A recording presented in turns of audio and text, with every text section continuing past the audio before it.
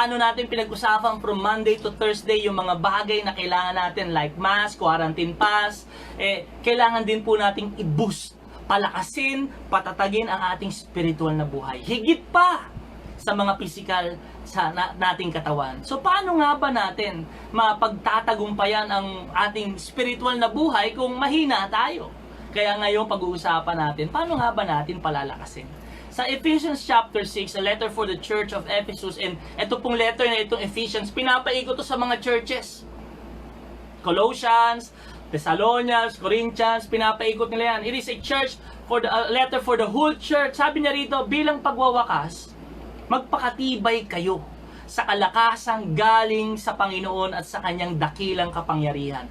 Alam mo yung point na sinasabi ng Bible na magpakatibay, ibig sabihin, merong yayanig sa ating mga spiritual na buhay. Merong laban. Kailangan nating maging matibay. If you do not know na meron kang laban, hindi ka umattend sa laban, talo ka na agad by default. Kaya right now, open your eyes. Pagising mo pa lang sa umaga, meron ng laban. At hindi lang physical, kapatid, merong labang spiritual na hindi natin nakikita. Sabi sa verse 11, isuot ninyo ang buong kasuotang pandigma na kaloob ng Diyos upang mapaglabanan ninyo ang mga pakana ng dyablo. So, sinabi na ng Biblia kung sino kalaban natin. Sino daw? Mapaglabanan ninyo ang mga pakana. Nino? Ng dyablo. Ang kalaban natin si Satanas. Hindi mo kalaban yung kapitbahay mo. Yung asawa mo, hindi mo siya kalaban. Yung anak mo, hindi mo kalaban. Hindi mo kalaban yung nanay mo, yung mga kaaway mo sa Facebook, hindi sila yung kalaban mo. Yan ay ginagamit lang ng dyablo, pakanayan ng dyablo para sirain ang buhay ng mga mananampalataya. In verse 12, sabi niya rito, sapagkat hindi tayo nakikipaglaban sa mga tao. Kita mo yun, talagang tinuturo sa atin ng Biblia. Sabi mo lang sa mga kasama mo sa bahay, hindi natin kalaban ng tao. Kalaban natin ng dyablo. Kundi, sabi niya, sino kalaban natin? Sa mga pinuno, may kapangyarihan, sa mga tagapamahala, ng kadiliman na umiiral sa sanlibutan ito. Sa mga hukbong espiritual ng kasamaan sa himpapawid, sa air. Alam mo ba, nagagala yan dyan. Hindi natin sila nakikita, pero nandyan sila. Somehow, parang sa iba, parang natatakot kayo. Pero alam nyo, totoo ito. There is truth in the spiritual world. Bago pa dumating ang physical, meron ng spiritual world. Angels are true. Demons are true. God is spirit and He is true. The Holy Spirit is true. He is for real. Jesus is for real. Totoo, mga masasamang espiritu, naglipa na yan. And right now, kahit hindi mo sila nakikita, gumagalaw sila. Nakikita nila yung buhay nating spiritual. Hindi lang physical. Itinuturo sa atin ng Biblia, mga kapatid, na meron tayong laban. Meron tayong dapat makita sa buhay natin na itong spiritual na laban ay mas mahalaga kaysa sa physical na laban. Tayo nga, nagpe-prepare tayo physically. Kailangan natin ma-boost yung immune system natin. Ay nating mahawa ng virus. Pero yung iba sa atin, nahawa na ng takot. Nahawa na ng pag-aalala. Nalaso na ng inggit. Nalaso na ng mga gawa at pakana ng dyablo. Nalaso na yung mga anak ng pagre-rebelde sa magulang. Nalaso na ng pangangalo niya yung mga may asawa. Nalaso na yung kanilang isip. Na-hook na sila, natali na sila doon, natanikala na sila doon sa mga nilalaro nilang online games at pinapanood sa telebisyon. Hindi natin nakikita yon.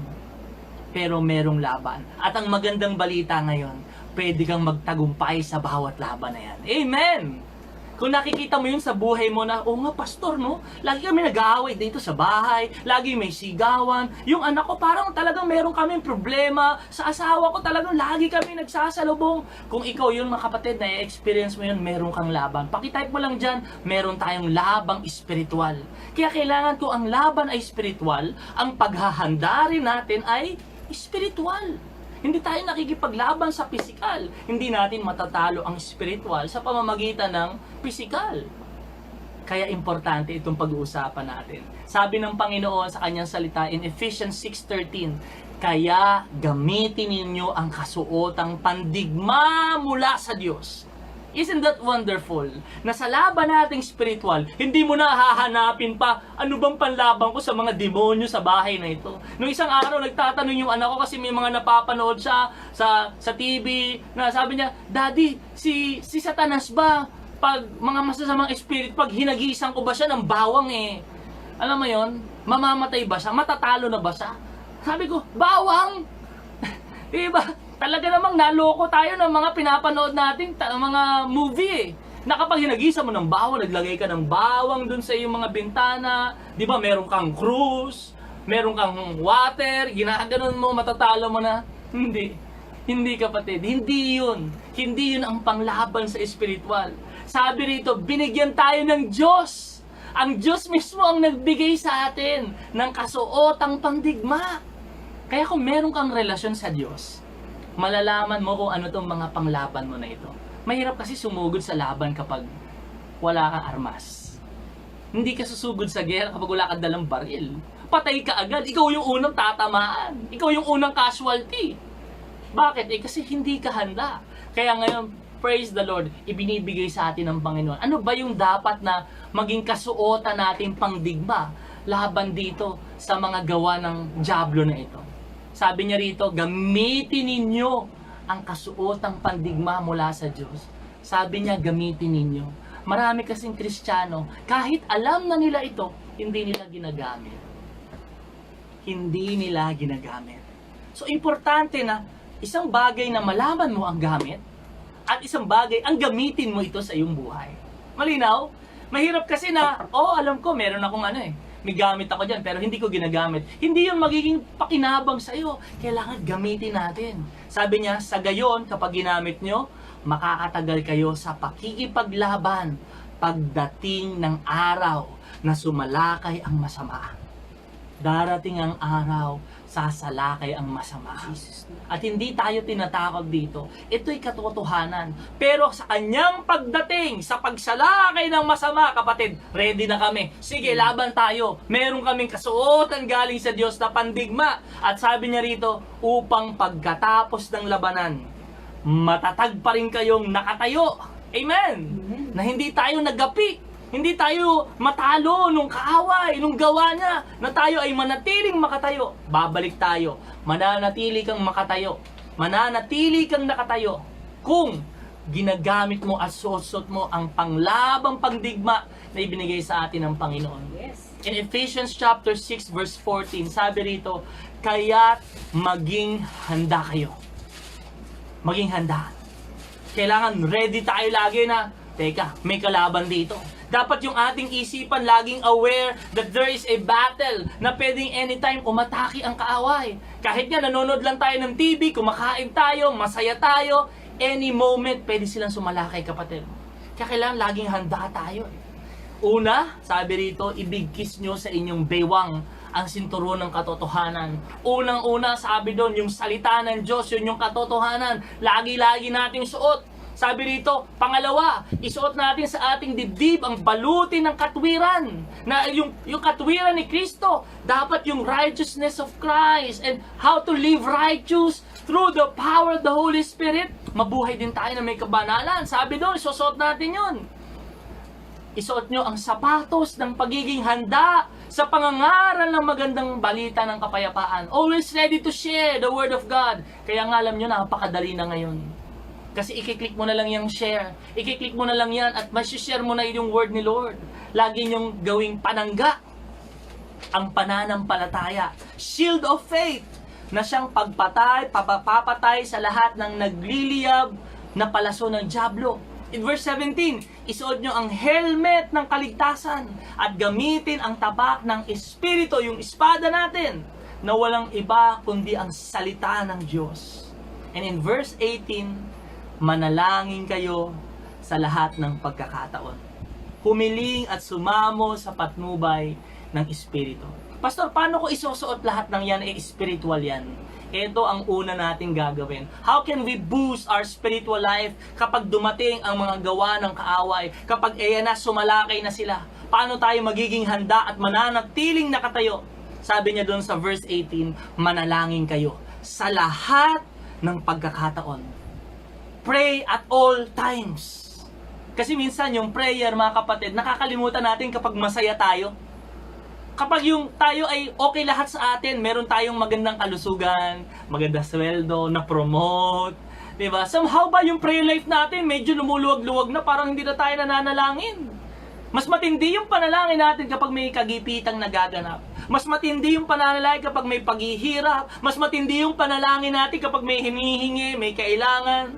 Di ba ganun yung nagiging routine ng buhay natin? But the Word of God is reminding us that the enemy can attack us even in the place that we are happy and we are successful. Kaya kapatid, pray at all times. Kahit bless yung buhay mo, dapat manalangin ka pa din. Hindi lang tayo dapat manalangin kapag may kailangan tayo sa Diyos. Kahit maganda buhay natin, manalangin tayo. Hindi mo alam, isang pitik lang, pwedeng mawala lahat sa'yo. Yan ay nangyari kay Job. Kayang gawin yon? Kayang gawin.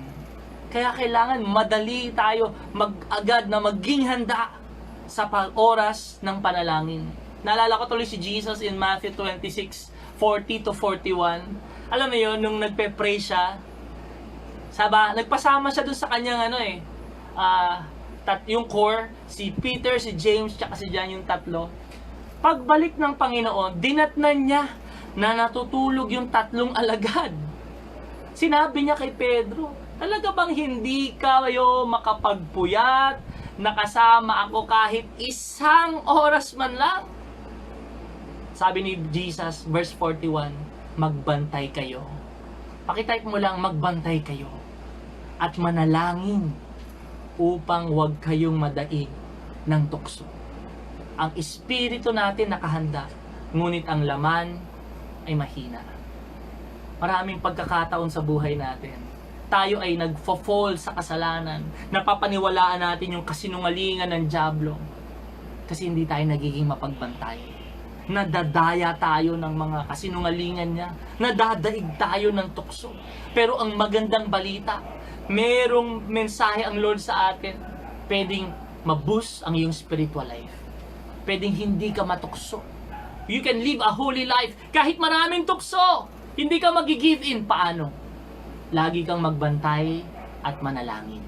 You pray. Itong panalangin, kapatid, hindi ito dapat mawala sa atin. May pagkakataon that we get so busy in our lives, busy in our business, in our jobs, mga extra income, sa mga kliyente natin, sa mga binibenta natin. We get so busy and we think of the things, paano tayo kumita ng pera. Kailangan natin yun ngayong oras na ito, kapatid. Naniniwala ako, kailangan mo mag-business, kailangan mo magtrabaho, kailangan mo isupply yung mga pang-araw-araw yung pangangailangan, magbayad ng bills, kailangan mo yun. Pero kapatid, mas kailangan mo yung panalangin. Mas kailangan mo yung panalangin. Kasi sa oras ng panalangin, nakakarinig ka ng mga instruction kay Lord kung paano mo aayusin yung buhay mo, kung paano ka magtatagumpay sa negosyo mo, kung paano aangat yung binibenta mo, paano makakakuha ng maraming sales. Si Lord makapagbibigay nun sa'yo. At sa oras din ng panalangin, yung kanyang presensya, nababantayan ka. Yung panalangin is like a water in our life that keeps us hydrated. Alam mo yung pag yung tao talagang hydrated ng water, talagang fresh na fresh yung look niyan. Talaga naman pag tinignan mo, wow, glowing, talagang pabata ng pabata. You know what? I believe if that is a Christian, if that person is a believer, dahil punong-puno yun ng panalangin. Punong-puno siya ng oras sa panalangin. Laging fresh, rejuvenated. Nalala niyo, sinabi sa Psalm chapter 1. Anong sabi doon? Kahit dumating ang tagtuyot, sila'y matutulad sa puno na natanim sa batisan. May water, may source, may nutrients, merong lakas. Nakikita, nag-glow, magbubunga sa tamang panahon. Kahit dumating ang tag-init, hindi siya mag-aalala. Kasi magiging sariwa yung kanyang mga dahon.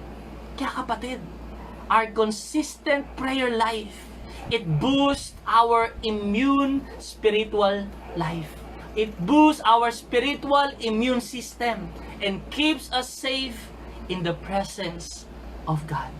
Manalangin. Yan ang kailangan natin gawin. Panalangin. Ready ka na? Una lang yon. Ito yung pangalawa. Sabi sa Matthew 7:24-27, bawat nakikinig at nagsasagawa ng mga salita kung ito ay matutulad sa isang taong matalino. Sabi niya, lahat ng nakikinig nagsasagawa. Matalino. Na nagtayo ng kanyang bahay na ang pundasyon ay bato, matibay. Umulan ng malakas, remember that. Bumaha, binayo ng malakas na hangin ang bahay na iyon, ngunit hindi nagiba sapagkat nakatayo iyon sa bato. Paano tayo magiging matibay sa ating buhay? Paano natin maitatayo yung bahay natin sa bato? Sinabi na ng Biblia, kapag ikaw nakikinig ka ng salita ng Diyos at isinasagawa mo. Hindi lang nakikinig, kasi sabi niya sa verse 26, ang bawat nakikinig ng aking salita, sabi ni Jesus, ngunit hindi naman nagsasagawa. Matutulad naman sa isang taong hangal. Sa kanina, matalino, eto kapag hindi mo ginagawa, hangal, na nagtayo ng kanyang bahay sa buhanginan. Alam mo yung buhangin? Unstable. Hindi mo pwedeng pagtayuan ng bahay yon. Umulan ng malakas, bumaha, binayo ng malakas, ng hangin ng bahay. Ano nangyari? Bumagsak at lubusang nawasak. Kapatid, alam mo, napansin ko dito sa turo ng ating Panginoon, parehas dumanas ang bahay ng malakas na ulan. Parehas din na bunaha, parehas din na binayo ng malakas na hangin. Pero naging magkaiba ang kanilang resulta. Yung nagsasagawa ng salita na kanyang napapakinggan, itinayo niya sa bato yung kanyang bahay. Yung nakikinig lang pero hindi gumagawa, hangal, sabi doon sa buhanginan. Yung bahay noon bumagsak. Pero yung tinayo sa bato, matibay at hindi nagiba. Sapagkat yun ay nakatayo sa bato. Paano mabuboost yung ating spiritual life? Paano tayo magiging matatag na hindi tayo, alam mo yun, pabagsak-bagsak na yung buhay natin, anong kailangan natin gawin? Ready ka na? Number 1, yes, kung nagpe-pray ka, that's good. Patuloy mo yan, dagdagan mo yung oras mo sa panalangin. Pangalawa is obedience to God's Word. Our obedience to God's Word is standing on a solid foundation. Kapag sumusunod ka sa salita ng Diyos, itinatayo mo yung buhay mo sa pundasyon na bato. Kasi kapatid, walang warning. Anytime darating ang pandemya, wala, nagulat ang buong mundo. Pero naniniwala ko yung mga sumusunod sa salita ng Diyos, nakatayo pa rin hanggang ngayon. Kung ikaw yon, sabihin mo, itype mo, Amen, praise the Lord. Diba? May mga kapatid tayo na kung kailan pa may krisis, may pandemya, buhay na buhay, malusog na malusog, saganang sagana. Bakit? Sila yung mga taong sumusunod sa salita ng Diyos at hindi lamang nakikinig. Our obedience is like a physical exercise. Diba? Hindi naman pwedeng, alam mo, gusto ko ngayon pumayat Gusto ko ngayon magkaroon ng muscle, gusto kong pumunta sa gym. Sige, pumunta ako sa gym pero makikipagkwentuhan lang ako. Kamusta ka? Ng bigat ng bakal, no? Ang ganda ng kulay ng ano mo Mat, okay. Ilang push-up mo? Pumunta ka sa gym pero nakipagkwentuhan ka lang, hindi ka nagbuhat ng bakal, hindi ka nag-jogging, ano mangyayari sa'yo? Wala. Hindi ka magkakaroon ng hindi mabibuild yung muscle. Kasi bakit? Walang paggawa, walang pag-exercise. Ganun din sa buhay natin. We exercise the Word of God through our obedience to it. Kailangan susunod. Pakinggan mo to Pakinggan mo lang to. Gusto mo ba talagang maitaguyod yung buhay mo sa pundasyon na bato? Sumunod ka sa Panginoon. Kung ano yung sinasabi ng kanyang salita, hindi ka nun ililigaw. Yun ay magbibigay sa'yo ng katagumpayan sa iyong buhay. I want to read this to you in Malachias chapter 3, verse 10 to 12. Pero ngayon, sabi rito, hinahamon ko kayo, sabi ng Panginoon. Subukan ninyo ako, ang Panginoong makapangyarihan. Dalhin ninyo ng buo. Sabi doon, buo. Ang inyong mga ikapo sa bodega ng templo upang may pagkain sa aking templo. What is tithes? It is a 10% of all the blessing of God. Kung may blessing sa'yo dumating, 10,000, 10% nun, 1,000. You give it to the church. Sabi ni Lord ito, subukan mo lang. Hinahamon kita. Kapag ginawa nyo ito, sabi rito, padadalhan ko kayo ng ulan at ibubuhos ko ang sobra-sobrang pagpapala. Woo! Thank you, Lord. Kapatid, kung ikaw ay susunod, subukan mo lang. Maraming nagsasabi sa Pastor, malaya kong babayaran ang utang Kapatid, hindi ka sumusunod Pero subukan mong sumunod. sumunod ka at magugulat ka kung paano babayaran ni Lord yung mga utang mo. We know people na marami silang utang, pero nung may utang sila at natuto silang sumunod, ngayon malaya na sila sa kanilang mga utang. Si Lord ang nagbabayad. Si Lord ang gumagawa. Ito pa matindi doon. Ito pa ang grabing testimonya doon. Yung utang nila, hindi nila binayaran. Kinancel nung pinagkakautangan nila. Ganon kumilos ang Diyos. Paano nangyari yun? Simple lang. Susunod ka lang sa kung ano sinasabi ng salita. Sabi ni Lord, hinahamon ko kayo. Subukan nyo ako. Papadalhan ko kayo ng ulan. At ibubuhos ko ang sobrang pagpapala. Gusto mo bang maranasan yan? Then you make a decision tonight. Lahat ng blessing na darating sa akin, Lord, first 10% bibigay ko yan sa gawain mo. First 10% bibigay ko yan lagi. And you'll be faithful sa maliliit na bagay, pagkakatiwalaan ka ni Lord sa mas malalaki. Verse 11, ito sabi ng Panginoon, hindi ko papayagang sirain ng peste ang inyong mga pananim o malagas ang bunga ng inyong mga ubas. May proteksyon. May proteksyon. Sabi niya, tatawagin kayong mapalad. Wow! Bless! Gusto mo ba yung tawagin kayong bless? Grabe ka, pinagpala ka talaga ng Diyos. Kasi ikaw lagi nagpapakain sa amin. Ikaw lagi nagpapahiram. Ikaw lagi nanlilibre. Ano bang sikreto? Pagsunod. Pagsunod sa salita ng Panginoon. Sabi doon, tatawagin kayong mapalad. Alam mo yung mapalad? Sino tatawag? Lahat ng bansa. Lahat ng mga kaibigan mo, lahat ng mga kasama mo sa trabaho, magugulat sila, bakit lagi ikaw may benta, kami wala? Bakit ang bilis mo makabenta ng mga produkto, kami wala? Paano mo ginagawa yan? Ang mahal ng produkto mo. Paano mo ginagawa yan? Is it marketing? Is it the price? Is it the product itself?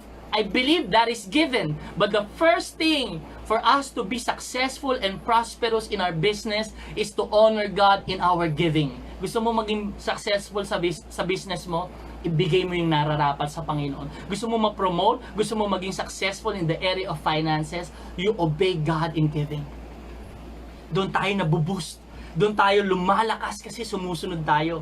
Tatawagin tayong pinagpala at mapala dahil napakabuting tirhan ang inyong lupain. Ako ang Panginoon na makapangyarihan ang nagsasabi nito. Wow! It's just prayer and obedience to God's word. And alam nyo mga kapatid, maraming siguro nag-iisip, oo nga pastor, no, nagpe-pray ako, nakikinig na ako, pero kulang na lang ako sa gawa. Kapatid, maybe God is calling you tonight. Is encouraging you. His words. Pagtiwalaan mo ang salita ng Diyos at sigurado, makakamtan mo.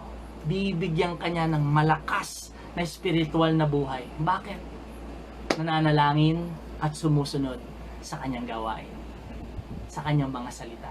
Manalangin tayo. Let's close our eyes and just bow our heads for tonight. Father, maraming salamat po. Napakabuti mo, O Diyos. Nangungusap ka ngayon sa amin, Lord. Some of us, we are praying and praying and praying. We're listening to your word. Kulang na lang, Lord, yung pagsunod. And Lord, right now, gusto mo kaming pagpalain. Salamat, Lord. Gusto po namin ma-experience yun. There are people watching and listening na, Lord, bless mo naman kami, God. Lord, we're praying. Lord, we're asking. Lord, tulungan mo po kaming makasunod. Upang maging malakas ang aming spiritual na buhay. Hindi lamang, Panginoon, na makikinig, kundi sasagawa namin lahat ng aming napapakinggan. Salamat dahil ang nangako ay tapat at hindi nagsisinungaling at pabago-bago ang isip. Kapag sinabi mo, gagawin mo. Lord, gusto po naming maranasan yan. There are people right now na gustong umangat sa business, gustong magkaroon ng breakthrough sa finances, freedom from every debt, mga utang nila, Lord. For that person right now, God is speaking to you. At sinasabi ni Lord sa'yo, sumunod ka kasi anak. Hindi ka mapapahamak sa pagsunod mo sa Kanya. Hindi ka mapapahamak sa paggawa mo ng mabuti sa Diyos. Iingatan ka ng Panginoon. You just need to make a decision to just surrender your will to God and yung kalooban niya ang masunod sa ating buhay. And right now, maybe you're telling, Pastor, nga, dami kong pagkukulang. May oras na hindi na rin ako nakakapag-pray dahil sa business ko, sa trabaho, sa pamilya, sa mga gawaing bahay. Right now, God is calling you back. Manumbalik ka sa Panginoon. Walang kasalanan na hindi niya kayang patawarin kung magpapakumbaba ka lang. Aminin mo yung kasalanan mo sa Kanya at makatatanggap tayo ng kapatawaran. Sabayan mo lang ako sa panalangin, kapatid, galing sa puso. If you're listening and watching and you're saying, Pastor, ako yun, marami akong pagkukulang sa Lord. And right now, ngayon ko lang ito napanood, pero alam ko, tinatawag ako ni Lord. Kapatid, mahal na mahal ka ng Diyos. Gusto niyang matupad ang plano niya sa buhay mo. Ang una mong desisyon na kailangan gawin siyang hari, gawin siyang Panginoon at tagapagligtas. Kung ikaw yon, sabayan mo ko sa panalangin. Galing sa puso, kapatid, sabihin mo sa iyong tahanan o kung nasaan ka man ngayon.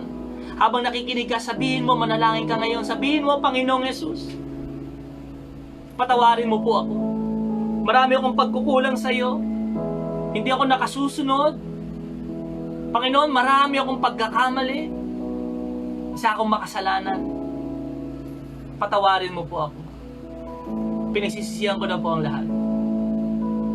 Ngayon, binubuksan ko po ang aking puso. Tinatanggap kita sa buhay ko bilang Panginoon at tagapagligtas. Ikaw po ang maghari sa akin. Salamat po sa Espiritu Santo. Palakasin mo po ako, Panginoon, na ako'y makasunod sa iyong kalooban. Isinusuko ko po ang aking sarili sa iyo. Ikaw po ang laging masunod. Salamat po sa pagpapatawad mo sa akin at sa kalakasan upang matupad ko ang lahat ng pinapagawa mo. Salamat po sa buhay na walang hanggan. Sa langit kasama ka. Tinatanggap ko ito sa pangalan ni Jesus. Amen. Amen. Amen. Palakpakan mo ang Diyos, kapatid. Thank you, Lord. Thank you, Lord. If you pray that prayer with us, we believe that God has forgiven you sa lahat ng inyong mga kasalanan. Maaaring sinasabi, Pastor, lagi naman akong hindi sumusunod eh. And right now, humingi ako ng tawad, pinatawad na ako. Yes, nilinis ka na ng Diyos, ng kanyang banal na dugo, at yung pangalan mo, isinulat na sa langit. And right now, tinawag ka na ng Diyos na kanyang anak. At bilang anak at siya ang ating ama, gusto niya na tayo'y mapabuti sa ating buhay. Gusto niya na mabuhay tayo ng may katagumpayan. Gusto niya maging matatag tayo at mapaglabanan ang gawa ng kaaway. Paano? Simple lang. Sumunod tayo sa kanyang sinasabi. Prayer, obedience, importante yun. Kailangan natin yun sa ating buhay. Yun ay supplement sa ating spiritual life. That is the water that hydrates us. Prayer and obedience. Kaya in-encourage ka namin to join us. Para ka bang baby na nagsisimula pa lang. At sanggol, unang-una kailangan ng sanggol, gatas. Kapatid, maraming kang pagkukulang sa Lord. Kalimutan mo na yun kasi pinatawad na yun ng Panginoon. Ngayon ay bagong araw, bagong simula, bagong tagumpay binigay sa iyo ng Panginoon. This time, you'll obey the Lord. This time, you'll make a decision. Lord, susunod na po ako. Lord, sabi mo, subukan kita, gagawin ko po. And I believe God will change you. God will let you experience the true blessings na hinahanda niya para sa iyo. We invite you, lagi kang join sa ating 7 p.m. OPM, Monday to Friday. Samahan mo lang kami at patuloy kang makinig. At hindi lang makinig, ang sabi ng salita, isagawa natin. Kahit dumating man ang baha, malakas na hangin, bagyo, mananatili tayong nakatayo. Kasi yung ating bahay, yung ating buhay, nakatayo sa puntasyon na bato. Sino yung bato na yon? Si Jesucristo. Si Jesus Christ. Kaya kapatid, magpatuloy ka. In 5 minutes, we're done. And sa panalangin na ito, kapatid, magpe-pray tayo bago tayo mag-close.